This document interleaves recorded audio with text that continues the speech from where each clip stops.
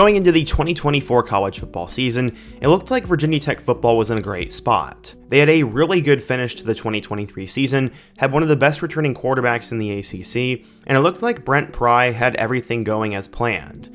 Unfortunately, things fell apart rather quickly for Virginia Tech last year. They fired a lot of their staff, they were extremely disappointing, and it set Brent Pry to be in a bad spot going into 2025. Through the first 3 games, Virginia Tech was absolutely awful. They got blown out and lost at home to Old Dominion. This led Coach Pry to being relieved of being the head coach of the Hokies, and in today's video, I want to talk about the rise and fall of Brent Pry.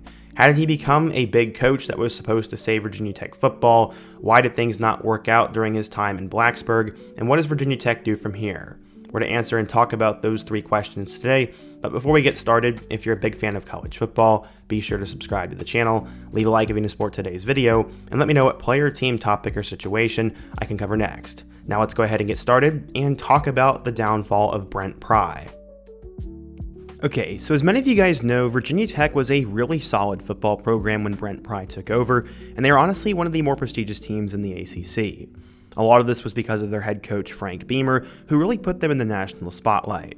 Players like Michael Vick and Tyrod Taylor were super special for them, and pretty much every year the Hokies were ranked inside the top 10, or at minimum the top 25. Frank Beamer helped them through their Big East and ACC days, and then Beamer finally decided to hang it up and Justin Fuente took over. Fuente was a huge name when he came out of Memphis, as he helped rebuild a terrible Memphis program into a team that was pretty decent, so when Fuente took over there was plenty of hype, but unfortunately he would peak in his first 2 seasons, and then he was eventually run out of town by the end of the 2021 season. That was coming off back-to-back losing campaigns, and that just doesn't fly for Virginia Tech. At this point, the program had fallen off a little bit, which is why they decided to move in a new direction and hire a head coach who could surely turn things around. They decided to get Brent Pry. He had spent 8 seasons as a defensive coordinator for the Penn State Nittany Lions, and he signed a 6-year, $27.5 million contract, and they did it for a couple of reasons. They thought that Pry would be able to recruit the state of Virginia again, as that worked really well during Frank Beamer's long and successful run. They also wanted to establish the identity of having a good defense, and that is exactly what Pry had done at Penn State. Going back in time, he'd already been with the Hokies, as he was a defensive graduate assistant for them in 1995 through 1997. And Virginia Tech's athletic director said, quote, "Coach Pry owns a winning track record on the football field, as well as a history of developing young men into leaders off the field and in the classroom. He's earned his way up the coaching ranks, and we believe he is the right person to lead Virginia Tech football and to achieve the goals that we all aspire to attain." He had been coaching for over 30 years, and his teams had qualified for over 15 bowl appearances and had finished in the top 25 in total defense 8 separate times. He coached top 10 defenses at Virginia Tech, Penn State, Vanderbilt, Georgia Southern, and Western Carolina. He was also a nominee for the 2021 Broyles Award, which goes to the nation's top assistant coach, as the Nittany Lions defense ranked 4th in red zone defense, 7th in scoring defense, 8th in pass efficiency, and they only held their opponents to 4.7 yards per play. Another great aspect about Pry is that he came from a coaching bloodline, as his dad was a coach back in time, and he was from nearby Lexington High School. Brent Pry was an all-state quarterback and defensive back while he was there, while his dad was an offensive coordinator for Virginia Military Institute. As I said, he would be replacing Justin Fuente, who was let go after 6 years, as he went 43-31 with a 28-20 mark in the ACC. So how did Pry do once he got to Virginia Tech? So going into the 2022 season, Virginia Tech would have some holes to fill up, and he decided to go out into the transfer portal and got a couple of good options. Jaden Blue was a big-time receiver who transferred in from Temple, and then he grabbed quarterbacks Grant Wells and Jason Brown, as Wells came from Marshall and Brown came from South Carolina. There were modest expectations for Virginia Tech, as some hoped that Pry could get it going in year 1, but unfortunately we found out in week 1 that that was not going to happen. The Pry era began and finished the same way, with a loss to Old Dominion.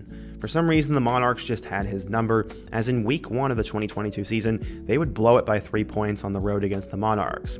This was not a great way to start, but after wins against Boston College and Wofford, some thought that maybe they could salvage the season. Except that's not exactly what happened. They ended up losing their next 7 games, and all of a sudden Virginia Tech was absolutely horrible. At the end of November, they'd win a game against Liberty before tragedy would strike.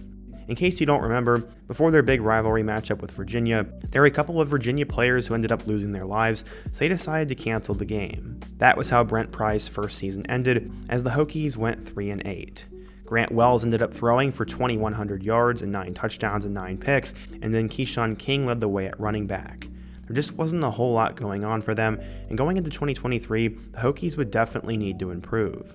Pry would sign the number 46 class in the nation, and he also ended up signing 9 transfers, including a couple of really important players like running back Bayshul Tutin, Jalen Lane, a wide receiver from Middle Tennessee, Daquan Felton, and then quarterback Kyron Drones. Drones would eventually be the guy that would help put Brent Pry on the map, as he would take over for Grant Wells partway through the 2023 season. The Hokies started out once again with Old Dominion, this time winning. Unfortunately, they would return home to Blacksburg in week 2 and lost to Purdue. This was terrible. They'd followed it up with 2 straight losses to Rutgers and Marshall, and now all of a sudden Brent Pry's seat was pretty hot. Luckily, he would get his first Power 4 win of the season against Pittsburgh, before then losing on the road to number 5 Florida State. Except everybody sort of anticipated that. Kyron Drones later took over for the remainder of the season and actually helped Virginia Tech finish on a high note. The Hokies would win 4 of their last 6 games, which included victories over Virginia, Boston College, Wake Forest, and Syracuse. Not exactly elite tier competition, but it would get them to a bowl game, and they would destroy Tulane 41-20. In year 2 of Brent Pry, the Hokies would go 7-6 with a 5-3 record in the ACC. Kyron Drones ended up throwing for 2,000 yards and 17 touchdowns, and also ran for 800 yards and 5 touchdowns. Bayshul Tutin became one of the best running backs in the ACC, rushing for 863 yards and 10 touchdowns, and the receiver game got so much better with guys like Daquan Felton and Jalen Lane.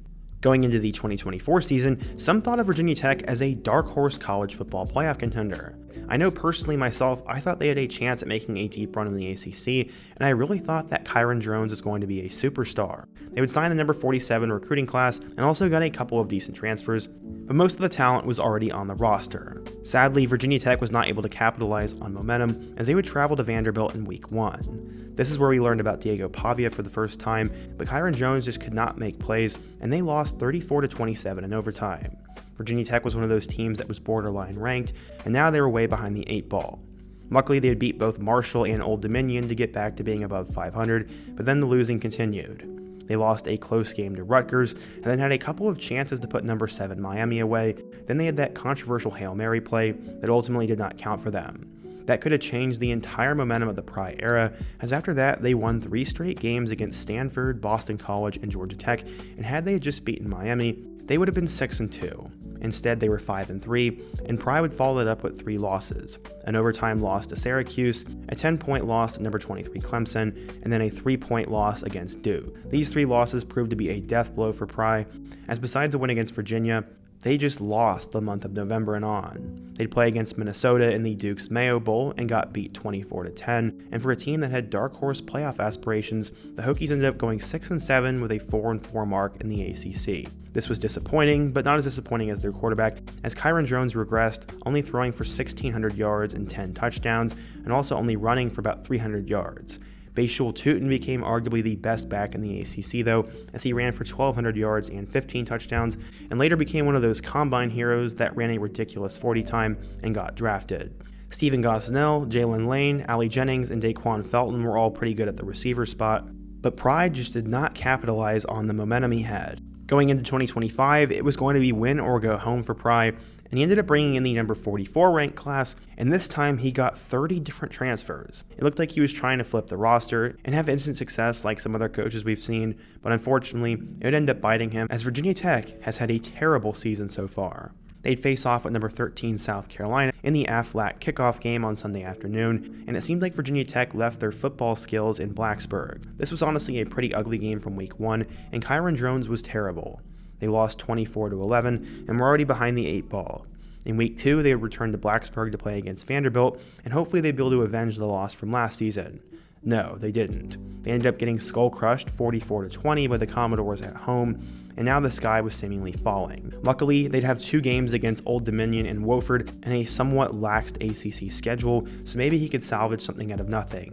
The Hokies suffered arguably one of their worst losses in school history, as they got kicked around by Old Dominion 45-26. This would end up spelling doom for the Brent Pry era, as after starting out 0-3 in the 2025 season, he was fired just a couple of hours later. The Hokies were booed loudly as they headed to the locker room for halftime, and Old Dominion led 28-0, and then, as I said, cruised to an easy victory. This was the second time that Pry had lost to the Monarchs, and that is just unbelievable. Pry also became the second coach to be fired behind UCLA's Deshaun Foster, and seemingly early season firings are happening more than they used to.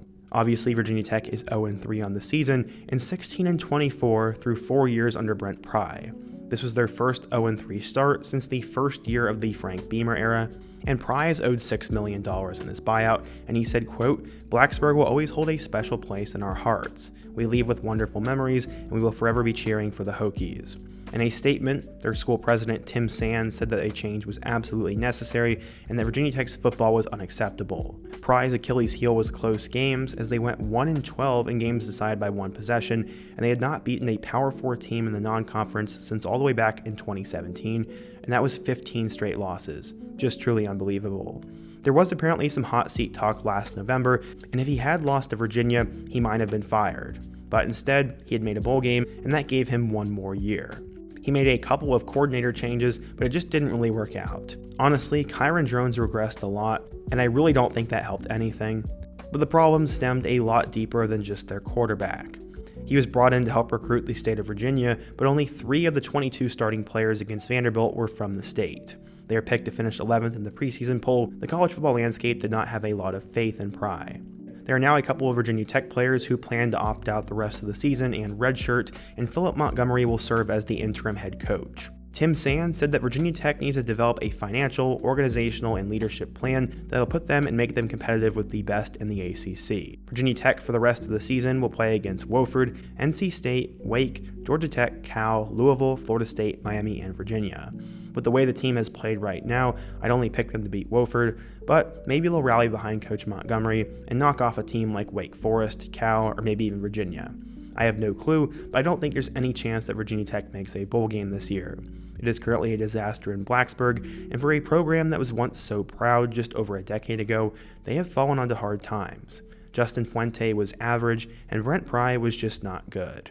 One of the other big reasons that Pry ended up getting fired was because his defense wasn't all that great. When he was with the Nittany Lions, he had some elite numbers, but at Virginia Tech, his defense gave up 26.3 points per game, and as I said, he was 1-12 in games decided by one score, and that is going to get you fired. That is where the money is made, and Brent Pry just could not adapt and could not figure out a way to win those games. I'm sure he will end up with a defensive coordinator role with some other Power 4 school here soon, as I still think he is a decent coach, but for now, his time in Blacksburg is over. But what do you guys think? If you're a Virginia Tech fan, what went wrong for Brent Pry? Who do you think the Hokies need to hire to save the program? And what topic should I do next? Be sure to let me know down below, leave a like if you support today's video, subscribe if you're new, and check out one of the videos on the end screen. Hope to see you guys again soon, but until next time, peace.